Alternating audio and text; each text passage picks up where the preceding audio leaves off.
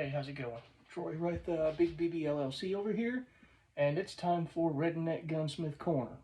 Alright, what I have here is I've got an AR I had to tear completely apart. The entire thing was red Loctited together, so I wanted to go through this and share some do's and don'ts if you were going to build your own AR. Some do's and don'ts for building your own AR so you don't fall into some of the stuff that I'm seeing here. All right. I'm not going to show the company from the lower of this AR because I am a dealer for them, and I know for a fact that this did not come from them that way. There's a lot of aftermarket little parts in here, some modifications that were done, and this was not the company's fault. This was the previous owner's fault, which is no longer the owner and now a new owner. And one of the concerns was he got light strikes and it wouldn't fire, and I'm going to address that too because there's some issues I've seen with how it was put together. All right, so let's start at one and then work to the other. The compensator goes on the barrel, was red Loctited on. That's normally good. All right, red Loctite 262 is okay to use. The actual industry standard is Roxette. So if you can find any Roxette or a kid get some Roxette, get some Roxette. That would do perfect. All right. This one had a crush washer on it. I kind of discarded that because it was it's not usable anymore. They had it torqued so down that it was almost flat. All right, but I will replace it with another crush washer for this compensator. If you're using a suppressor or a muzzle brake, do not use a crush washer. You only use shims for a muzzle brake, and it's supposed to be trued up here, so you don't really need anything for a suppressor. All right. If you use a crush washer, what can happen is it might not go on there even, and you might get baffle strikes on the other end. All right, so I can't stress that enough. Do not use crush washers on a suppressor, and only use shims for a muzzle brake. The next thing is your gas block. Right, this goes on your barrel. There's a big debate on this, and so listen, there's more than one way to skin a cat. So I'm not going to tell you which way is the right way. I'm just showing you which way is the wrong way. All right, what not to do. But these right here, the gas block screws, so there's a debate on those. You use blue Loctite because it's temporary and you're going to be able to remove them easier if you ever had to remove your gas block. The other theory is use red because it's not supposed to move, and therefore red Loctite should be the best. How do you get something apart that's been red Loctited? Heat. This is next to the barrel. This contains the gas. It contains a lot of heat. So red Loctite or blue Loctite may not exactly be ideal in this, but as soon as it cools down again and it hardens up again, it won't move. But I can't stress enough, proper torque specs on everything you see here. All right, you have to have proper torque specs in order for it to hold anyway. One of the biggest things I see, and this one has one, for the gas block to remain aligned, and there you go. You can see it right there. There's a dimple in the barrel. All right, that right there will save you a whole lot of headache. If your barrel does not have a dimple in it, you either take it to a gunsmith to put one in, or if you have the tools to do so, you can put one in. I have one such one from SLR Gunworks here. That's a dimple jig, and I also have one from Gunworks, Easy Accuracy Gunworks LLC. That's also a dimple. It's called a dimple screw, guide screw, and marking pin. Basically, you just thread it down in there. You take the pin, smack it because it's got a point on it, and that's where your drill bit will sit, and then you just kind of make your dimple, right? But I cannot stress enough how much of an ass pain a barrel without a dimple will cause you. So I would invest in that if you are going to build your own from scratch and your upper or your barrel does not have a dimple. Dimple that thing. Moving on down, this is your barrel nut. This is what holds your barrel into your upper. All right? Do not, and I'm going to stress that, do not use red Loctite on that. All right? That's supposed to be greased. And we use moly grease. Use moly grease, use anti-seize, something like that. And once again, I can't stress it enough, proper torque specs. All right? It's supposed to be between 40 and 80 foot-pounds, I believe. That's off the top of my head. I haven't written down somewhere. Don't take my word on that one. Look it up yourself. Write them down. Then you'll always have them. All right. One of the greatest things you can do is have the proper tools. All right. So I got the armorer's wrench here. This one's from Midwest Industries. You can torque it from either side. So it gives you a hole from either side because, you know, most of them give you one side, and that means this side will get improperly torqued, and this side will get torqued properly. But one of the best things about these is it has the torque specs right on it. All right. It has a place for your compensator. It has the two sides here for your castle nut, so you could go with the open or closed side. It has the M16 style wrench. And just to top it all off, it has a beer bottle opener. So I love this already. While we're on it, get yourself a reaction rod. This thing will keep your barrel straight while you're doing work on, say, the compensator. Right? So that way it doesn't twist in there. Because the only thing holding this barrel in place while it's in the upper receiver is that little slot and that little tiny, I don't know if you can see it, let me rotate it.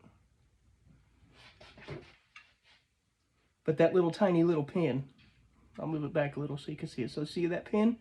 So if you torque down on it and that thing twists, you're screwed. All right?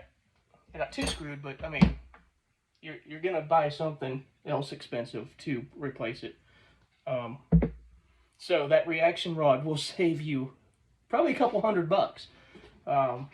This one's from Midwest Industries as well. Like I said, they put out a great product. But use one if you have one. If you don't have one, you're a builder. I highly recommend them. I highly recommend a good armorer's wrench. Doesn't have to be these ones from Midwest Industries. It could be other ones. But for the volume that I do, because, you know, I build these professionally and I sell them as a manufacturer, I like to have good tools because I need the volume to do so. If you're a hobbyist, you can probably get away with a lesser quality one. It'll work for what you need it for. All right. So, this one had some anti-walk pins in it. Red Loctited together. Blue Loctite. Blue. These do not need to be red Loctited in. Pistol grip screw.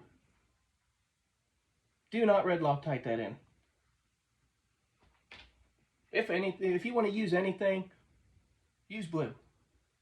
But please do not red Loctite that one in.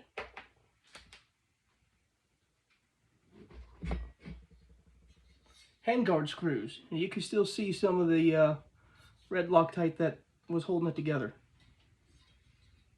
Blue. All right. These things, obviously the guy that put this together did not want anything to move. Well, he pretty much achieved that, but he also achieved that nothing came apart without me using a propane torch either. So,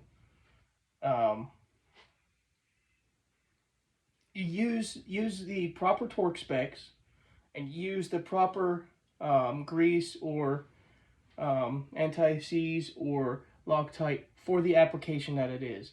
It will save you a whole lot of headaches. All right. So a couple more mistakes that I've seen. Trigger. You got your trigger spring, and then you got your disconnector spring. You will notice the disconnector spring, I don't know if you'll see it, has a wide side and a narrow side. Wide side down and into that spot that looks like it's drilled out just for that spring, right? So wide side down. He also complained, I said this earlier in the thing, he complained about there being light strikes. And I would agree that there's probably light strikes in there. Here's your hammer and your hammer spring. The hammer spring is on backwards, all right? It is not supposed to go that way. It is supposed to go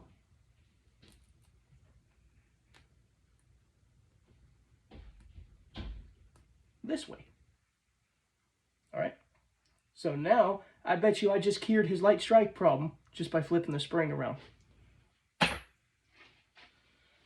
And like I said, I hope you found this a little bit informative. Like I said, I'm not trying to tell people what to do. I'm just trying to inform you what not to do.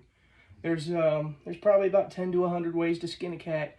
You can go on any AR forum, and you're going to see people arguing over, you know, red versus blue Loctite. You're going to see people arguing over all kinds of dumb shit.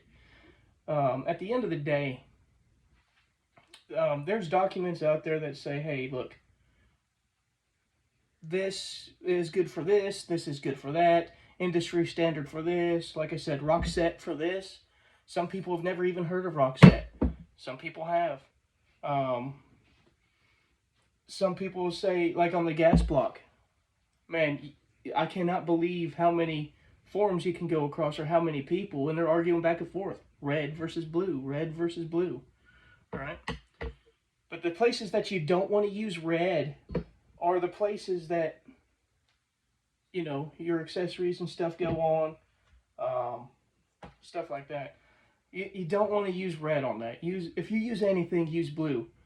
But in all applications, use the proper torque spec. All right? That is what, those torque specs are there for a reason. All right? The other thing, I didn't even get to this one. Castle nut. Red Loctite it in. No. Do not red Loctite those.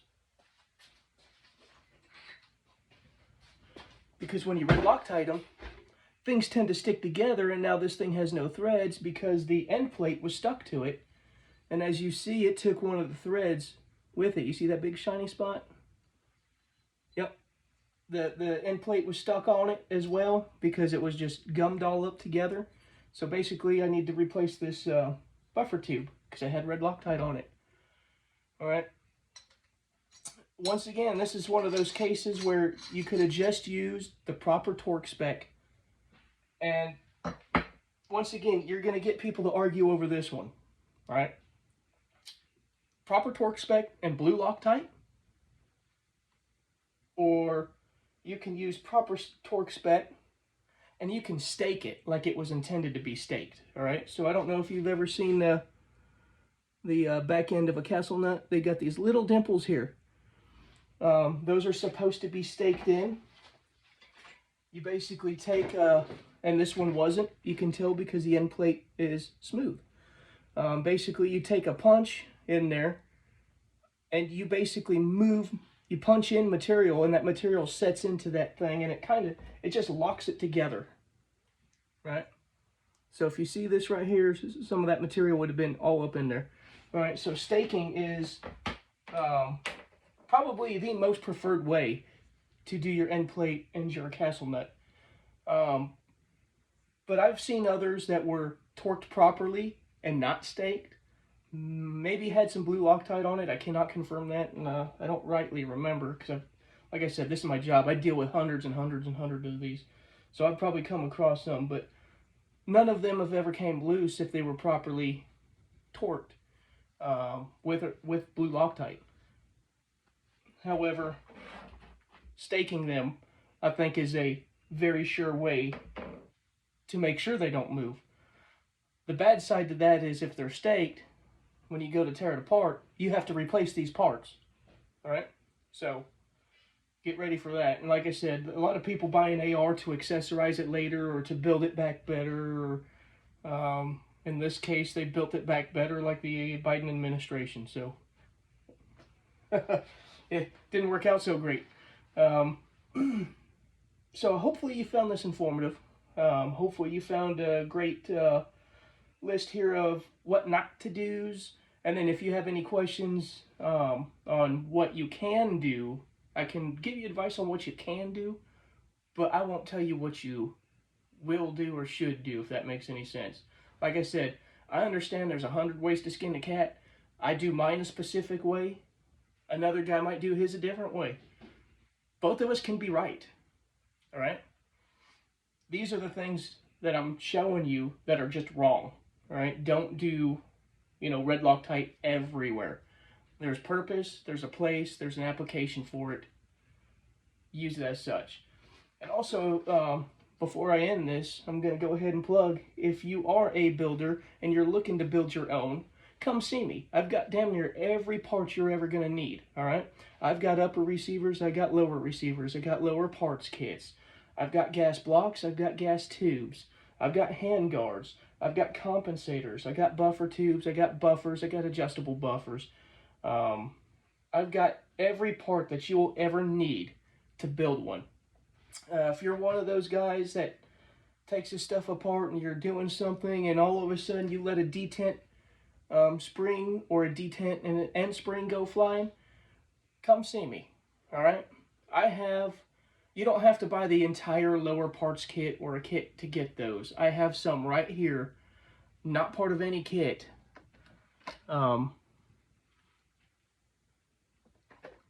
Take down detents. So I have detents. Come find me. You can have a detent. I have takedown springs. All right, these are the two most common things that go flying against a room, and I sell them as is in a singular, as a singular piece. You don't have to buy a whole kit. All right. So there's my shameless plug. Hope to see y'all later. Shoot straight. Stay safe.